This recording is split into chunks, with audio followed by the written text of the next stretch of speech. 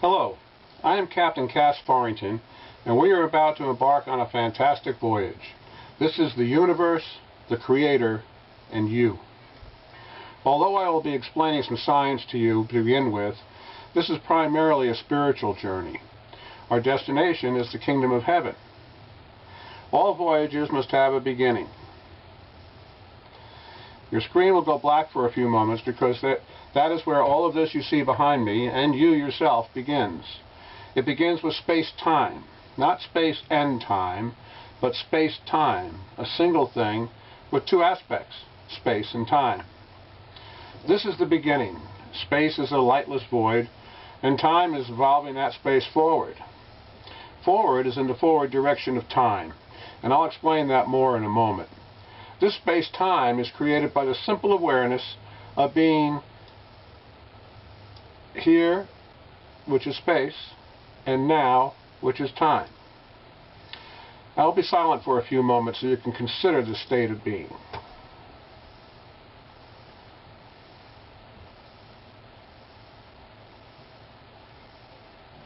This is a horrible state of being, isn't it? The worst thing we do to people is put them in solitary confinement. Imagine being eternally alone in this void, not just being aware of yourself existing, just I am, I am, I am. This is the fundamental state of the Creator, whose self-awareness creates space-time. I am that I am, and there is but one such being. Fortunately, it can imagine light, and out of that light, it can manifest worlds to incarnate itself into, to lose itself, and escape its eternal loneliness and pass its eternity. All living things are that. We are all one in it, and we are all its children. It loves the mass murderer as much as the saints because we are all its children. And it harmonizes all our lives, all its different points of view, so it makes sense to all of us. We are all lost here because it is deliberately losing itself here. We are all the same in our spirit as it is our spirit, and hence we hate boredom and we fear loneliness. Now, so this is the beginning, but let's look at how the universe is manifested. The Creator cannot grasp its space, as it seems to have no substance, depth, or dimensions. Excuse me. But it can alter its perception of how fast time is passing. Although some folks might have trouble grasping this, we know it is an absolute fact that the rate of time changes in a gravitational field. If we put a person at the top of Mount Everest and another at the bottom, both will agree, and third parties too, that the person's clock at the top is going faster than the clock at the bottom. Time is going faster at the top of your head than the soles of your feet. This is called time dilation. We also know that these fluctuations can happen just at random in the deep voids of space due to what is called the uncertainty principle. And this is how all of this is manifested. These random fluctuations are most likely the cause of the cosmic microwave background radiation, which fills the universe uniformly in all directions. Now keep this in mind for a moment, because I'll be referring to it again shortly. But all that you see here is not solid. Excuse me, there is no such thing as a particle. All of this is events in space-time, just evolved forward by time. There are events being evolved forward by time. As I sit here, I'm being evolved forward. All the little things that make me up, the particles that aren't really particles, are just evolving forward all the time. Now we begin with the dark void of space aspect, space-time, being evolved forward by the time aspect of space-time. But what direction is forward? Well, it is the forward direction of time. And since time has no depth, even though we see three dimensions, the spatial aspect actually has no depth.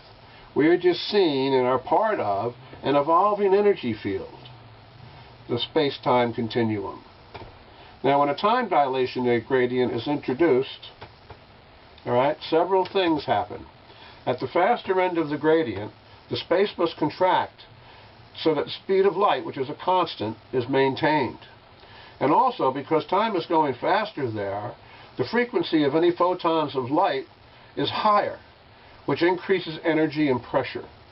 Together, these effects create a density, or an event, in space-time. Now, because the next instant also appears to begin in a faster rate of time, now we also see an evolution of such events down the gravity time dilation gradient.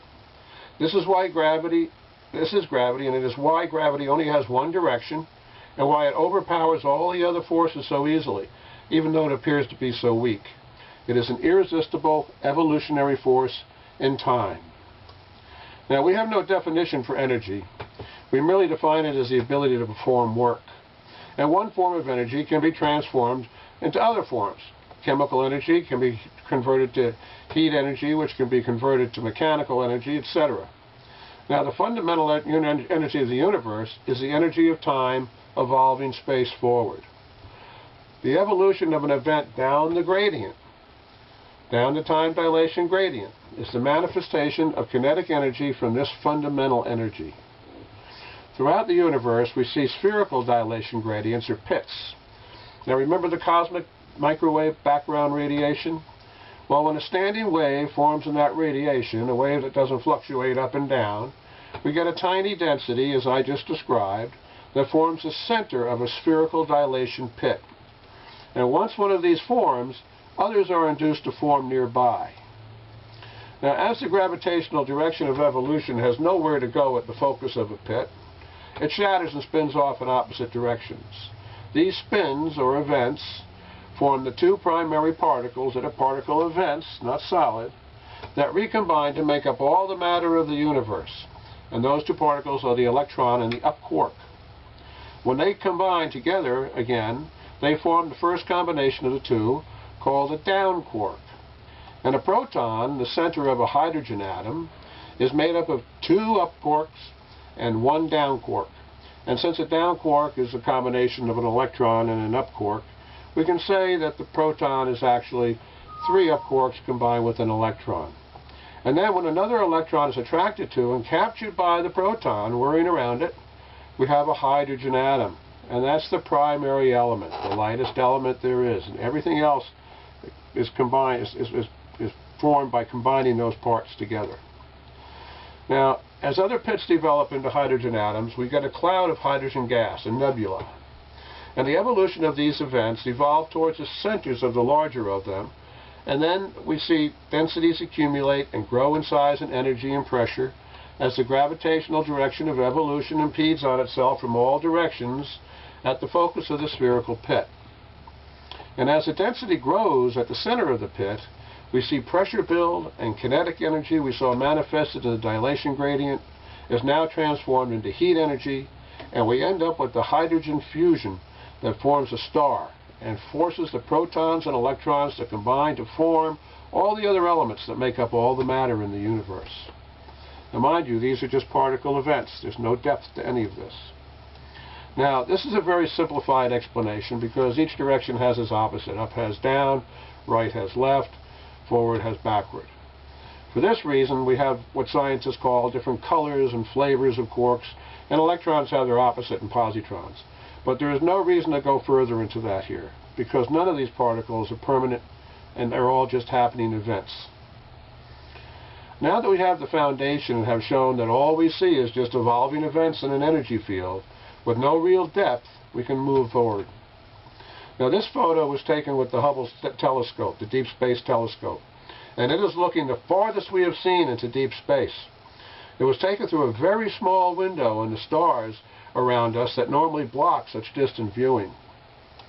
It contains about 10,000 galaxies, and our galaxy, the Milky Way, is estimated to contain about 100 billion stars, and it is estimated there are about 3 trillion galaxies in the visible universe.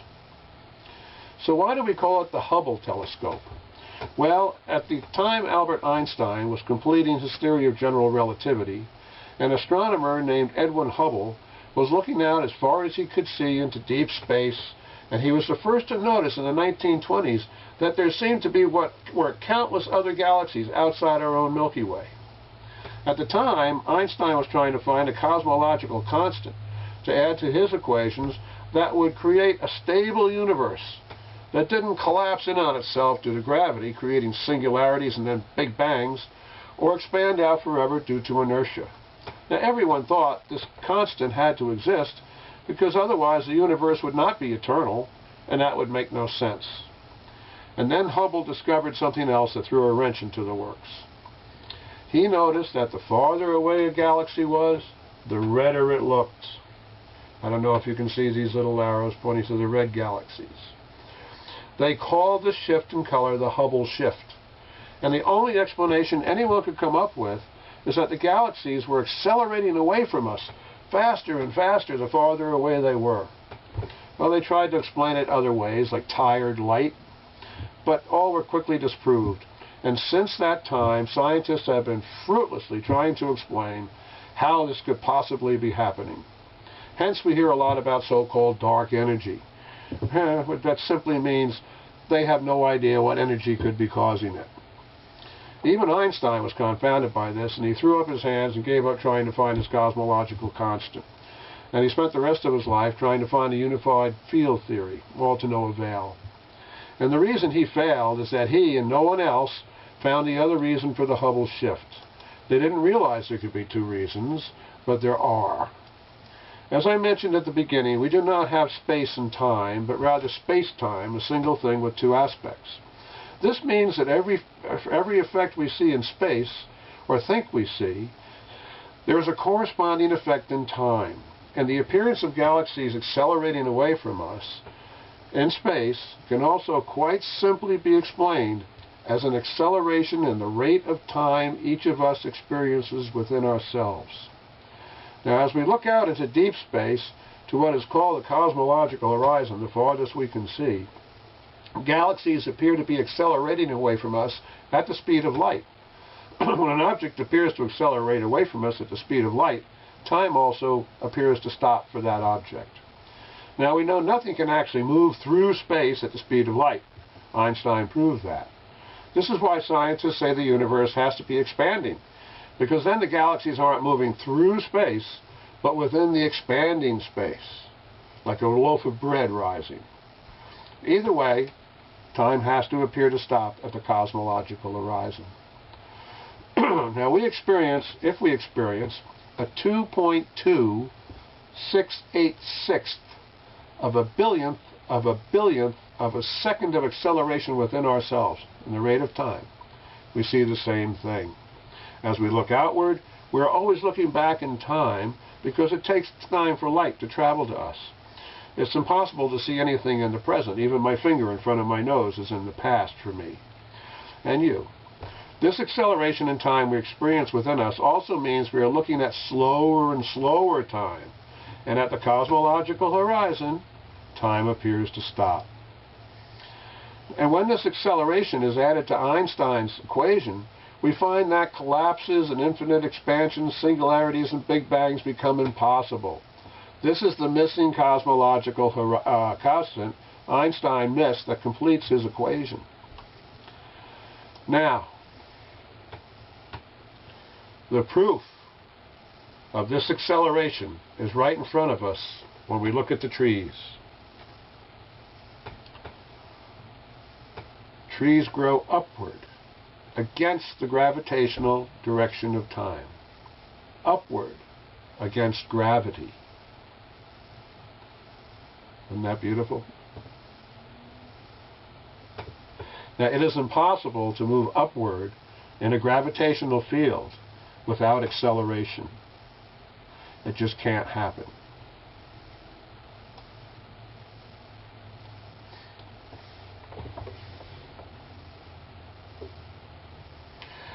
All living things experience this acceleration in time. Without it, we probably wouldn't even know time is passing. Just as in space, we don't notice gravity without acceleration. If we're in free fall in space, there's no gravity. If we accelerate, we get thrown back in our chair and we feel the gravity. Okay. So looking outward to the cosmological horizon, we see a place, what I call the limit of relativity, where time appears to stop. So if we travel there, would time stop for us? Well, no, because it is only due to the acceleration in time that we experience within us. And if we approach the cosmological horizon, it would just appear to recede and more galaxies would come into view as the dilation gradient shifted. And now let's change our perspective and look into the galaxies. At the center of each galaxy is what we have been calling a black hole. At the edge of the black hole, its event horizon, time also appears to stop. And until recently, scientists could not explain what a black hole was and what it was made of. But in 2006, renowned astrophysicist Rudolf Schild of Harvard and the Smithsonian led a team of scientists who did a remarkable thing. Now we know that light bends or is lensed around massive bodies like stars and galaxies, letting us see objects that are actually behind them. Schild's team used the light of one galaxy that was lensing around another galaxy that was passing in front of it to study and actually look at the black hole at its center, the one in the back. And they realized the black hole was not made of matter at all. It was a magnetospheric, eternally collapsing object, or a MECO, M-E-C-O, which was initially proposed by an Indian scientist named Abbas Mitra in 1998. It was just empty space. So what does this mean? It means the event horizon of a MECO is also just another limit of relativity. And since it is not possible to get to a place where time stops, if it were possible to approach a MECO, which it most probably isn't because of the star densities around them, its event horizon would just recede as the dilation gradient shifted on approach and more space would open up before the traveler. This means each galaxy is a branching of the universe in a new direction into an infinite number of universes without end. Now, this completes our picture. We now have ourselves as being manifested in an eternally evolving space-time energy field that is only bounded by two limits of relativity, looking outward and looking inward, where time just appears to stop. We can also call this the quantum field. Right? The space-time continuum is the quantum continuum. That's where all the events are happening in the quantum world. And now our voyage will take us into the wondrous and wonderful quantum world. But before I proceed, I must tell you something about myself.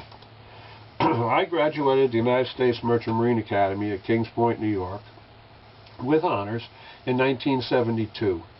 I spent 27 years at sea, the last 14 as captain, and I have visited over 50 countries on every coast of every continent except Antarctica. I could have gone there too, but I turned down the voyage because it's a miserable one. And I had already been to very nearly the North Pole, to the northern edge of Greenland, 600 miles from the North Pole. And that was one of the prettiest voyages I made. After graduating the academy in 1972, I took a job working on oil field boats in Southeast Asia. While running a crew boat in Jakarta, Indonesia, to the oil fields there in the Thousand Islands, I learned to wash my hands in acid without harm, amongst other things, under a Muslim Hajj. Right. I was a bitter atheist at the time, but I knew I had learned a valuable lesson in the power of faith. I know it was a true experience as I did it both with and without faith. With the faith, it was like putting my hands in water. Without the faith, with doubt, it was like putting my hands into liquid fire, and I lost several layers of skin. For the next 2 years, I studied all the great faiths, trying to figure out what the founders of those faiths knew. Not what they teach in the churches, temples, and mosques. I wanted to know what the founders knew, so I could increase that faith. And I finally had an epiphany and entered the world of light, leaving the world of rock behind. Thereafter, I studied and pondered, trying to be able to scientifically explain the model of the universe I have described to you, tying the spiritual world of light to the scientific world of light. And after having my inspiration regarding what gravity was, it took me another 3 years to complete my model of the universe, and the first paper on my model was published a year later in 2019. Now, I retired from the sea in 1998, and in 2005 began collecting sea glass from Fort Bragg, California's beautiful glass beaches, making sea glass jewelry, and in 2009 I established the now world-famous Sea Glass Museum. Now, I'm going to tell you a few of my sea glass quantum tales to demonstrate the wonder of the quantum world and how each of us, all living things, are at the center of our very own universes being manifested just for us, and how to enter the kingdom of heaven right here and right now. As I noted earlier, particles don't actually exist. They are merely evolving events in space-time. And until we actually look at them, they really only exist as probabilities and possibilities in the quantum or space-time continuum. They're said to be in superposition. They could be this or that or anything until we look at them. They don't collapse into our reality until we look at them. And the math quantum physicists do is used to calculate the probabilities of this or that happening. Now, most of the sea glass in my museum comes from this beach. Fort Bragg has 3 glass beaches, Site 1, Site 2, and Site 3, commonly referred to as Glass Beach, that were town dump sites during different periods in time, 1906 to 43, 1943 to 49, and 1949 to 67. Now, some people think it was unusual or even outrageous that the people of Fort Bragg used to dump all their trash on the beaches. But everyone who lived by the water used to do that, whether on a river, lake, ocean, or bay. A lot still do in the third world, where they don't have the ability to haul it away to a landfill.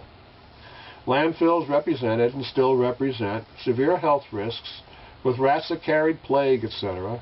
So if you lived by the water, it was natural to throw it there so it washed away. And until plastics, it was also all biodegradable, meaning it was environmentally nourishing. So it was actually good for the marine environment. And today, in the Atlantic Ocean, a type of phytoplankton has evolved that eats the plastics. So even that environmental hazard is now disappearing. And that's good, because that was a big one we had to worry about. Now, I couldn't walk into this beach because there was a mill up on the headlands. And there were security patrols and trespassing was forbidden. So I had to use an ocean kayak to get to this beach. I would land my kayak just below the dark cliff you see at the end. And I landed at the beach one day and found 2 marbles right next to each other, right next to my kayak when I got out of my kayak on the beach. They were just plain, colorless, well-frosted, meaning they were very old marbles. But marbles are rarer than reds, which are 1 in 5,000 pieces. And to find 2 right next to each other on the beach is remarkable. So I said, Lord, and now the Creator's neither male nor female. This is just how I refer to it, how I address it. And I said, Lord, I thank you. I sure would like to find a red marble, though, Lord. I found a blue marble before, but I'd love to find a red marble. And I put that out of my mind and went back collecting. Now, normally, I would walk very slowly up and down the beach, very slowly, looking for all the gems, looking for any gems, amongst all the other glass. And it took me about 2 hours to walk from where I landed my kayak to about to where I took this picture from. And I was tired, and it was time to go tide-wise. But there was just a little more beach to cover to the right of this picture. So I decided to make a quick pass and see if I could find anything big on top. Just before I got to the end, there was this huge red marble. It's 15/16 of an inch in diameter. It is a beautiful blood red with a white swirl that forms a wave. I rolled my eyes up and I went, Lord, dear Lord, etc. And then when I bent down to pick it up, on either side of it, right next to it, was a jewelry quality piece of red glass. And I went, oh Lord, dear Lord, some more, and my eyes teared up. And this is how the Creator talks to me. You see, the 2 red pieces, to me, were the Creator saying the marble was not just a coincidence, that I asked for red, and I got red. The odds against finding all 3 together are just too vast for it to be otherwise. And I think this happened for me so I could tell you this story. I tell it frequently. in the museum. I would also like to note that I pictured a small, regular-sized red marble when I asked for one. But I find the Creator always gives us a much better version of what we asked for than what we imagined. And I believe this is because the Creator has a by far greater imagination than we do. It is imagining all of this for us. The point here is that neither the marble nor even that section of beach it lay upon existed for me in my universe until I observed them and all the superposition possibilities and probabilities collapsed into my reality, which was partly determined by my wishes, my faith, and my expectations. Now, scientifically speaking, this eliminates the possibility of the formulation of an absolute quantum determination in quantum physics. And that also eliminates the standard model of particle physics as being viable. It is not a particle world, it is a quantum world, just events and probabilities happening all the time for us. Now, my second tale is of a little girl and red pieces of sea glass. Excuse me. One day I got to the beach and there was a man and a woman with their daughter at the beach. She was about 8 or 9 and she was looking only for reds, which, as I noted earlier, are about 1 in 5,000 pieces.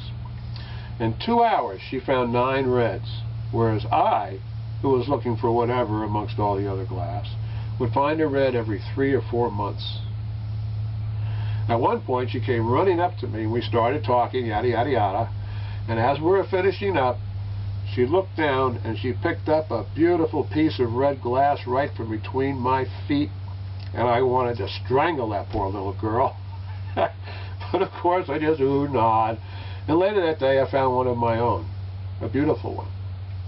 Now, children tend to find what they are looking for because they believe they can. They have faith. Now, this is the third tale, and it is about a stranger's faith. This is the Slag Pile Cove. It has a slag pile as you go down to the beach. I began my business by selling on the headlands, and one day a man came down and asked me where to look, and I told him there was a slag pile in the cove next to me, and that because it replenished the beach, the slag pile, he might find something rare like a red. Well, he came back in about 15 minutes with a beautiful red, a piece I would sell for about $150 if I made it into jewelry. And he asked me where else he could look. And knowing what was happening and laughing to myself, I told him he could go to the beach behind me, Site 2, and that there was much more glass there. And maybe he could find something even rarer, like a grape purple, which is one of the rarest of colors. It's about 1 in 10,000 pieces. He came back in about 20 minutes with a beautiful grape purple. I found only 4 in 10 years of collecting. He simply believed what I told him. He had faith. Like the little girl with the reds, the faith of a child. Does this sound familiar to you? At the beginning of this voyage we have been on, I said the Creator incarnated itself into all the life forms we see to escape its eternal loneliness and pass its eternity. We are all its children. My quantum tales are meant to show how it is evolving each of our individual universes forward for each of us. When I moved my arm from here to here, my universe evolved forward for me, so my arm ended up where I wanted it to be. This is happening for each of us every instant, even though we are unaware of it. Excuse me. It doesn't matter whether we know it or not, as the Creator simply loves us, each of us, its children, and it does it for us all the time. However, if you know what is happening, you have a huge advantage in that you can ask for your red marble and get it. However, when I want to be most intimate with the Creator, I roll my eyes up, if you've seen me do during this dissertation. Not towards the sky above, I'm not looking up, but to put my attention within, through here, where the Hindus call the Om, the third eye. I don't bow my head and close my eyes, because I don't find the same degree of intimacy there. Now, I talk to the Creator all day, but when I want to feel the most intimacy, this is what I do. And you can see the love comes right back very strongly. And I do this because that is where our greater self is, within us. We are being manifested by our greater self from within. And all of us, all living things, are simply more of us coming forth from within us. And we all begin with one, with the one. I would just mention here that the most important other to one alone is a loving other. Hence the Creator makes us male and female and has us participate in the creation by bringing forth more loving others from within us in the form of our children. Isn't this a beautiful thing? Now we have the Creator, which is our greater self. We have the child, our lesser self. And we have the Holy Spirit, we assume, when we want to commune with our greater self more closely. Now, I normally reserve that most intimate communing for when I'm alone. And I suggest, as the prophet Jesus, who was just a humble child of the Creator, like you and I, not the only begotten child, another child, just like you and I, did, that you do it alone in your room, with the door closed, so you don't feel self-conscious doing it in public, so you are not distracted. When they asked Jesus where the heaven he spoke of was, he replied, one cannot say the kingdom of heaven is over here or over there, because the kingdom of heaven lies within you. And when people were healed, Jesus told them, your faith has made you well. Not his faith. Your faith has made you well. Why? Because in faith we have divine power. And this is because we have divine origin. Now I'm telling you the same thing. The kingdom of heaven, the miraculous world of light, is right at hand, right now, and the way to enter it is to simply put your attention within and love your greater, your creator self, the Creator, your greater self, with all your heart and soul. Seek and you shall find, ask and you will receive, as in my quantum tales. And please don't forget to say thank you. Now, in finishing up, I would like to make a brief comment on religion. What I have spoken about so far is spirituality, not religion. Spirituality deals with our spiritual relationship with the Creator. Religion is what we do or don't do regularly, religiously, for our own health and the health of the community at large, and is based on the collective wisdom of our ancestors. Sin is merely behavior that is self-destructive or that is harmful to the community at large. Everyone has religion. If you brush your teeth regularly, or wash your hands regularly, or avoid fat in your diet, or don't lie, or don't steal, or any of these innumerable things that people do or don't do for their own health and the health of the community, then they have religion.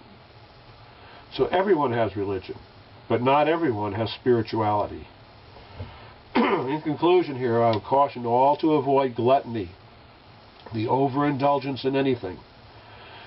Avoid it religiously. The Creator has severe punishments for it because it makes those things worthless if they were overindulged in. They're special things. So avoid abusing them and enjoy them in the moderation they're meant to be enjoyed in. And if anyone thinks they are called upon to punish others for their lack of religion or spirituality, they are being arrogant and are filled with false pride. The Creator punishes those who are gluttons and other sinners, each in their own way, and does not need your help. Just ask the person with the hangover if they feel the rod and staff of the Creator. Those who would act on behalf of the Creator do not know the Creator. And those fanatics who would spread mayhem and terror, slaughtering innocents, hoping to eliminate them or convert them, you are murderers. You're killing the Creator's children, your brothers and your sisters. You are blind. No one is further from the Creator or its heaven than you. True conversion to a healthy life in both religion and spirituality only comes through the Word, never the sword. only the sword of truth. Now, I encourage you all to have a dream, to have faith, to take the first step towards that dream, and the next step will appear. And then the next step, and the next step. This is the wonder of the world. This is the kingdom of heaven the Creator has made for you. Take advantage of it, enjoy it, and love your Creator. God bless you all.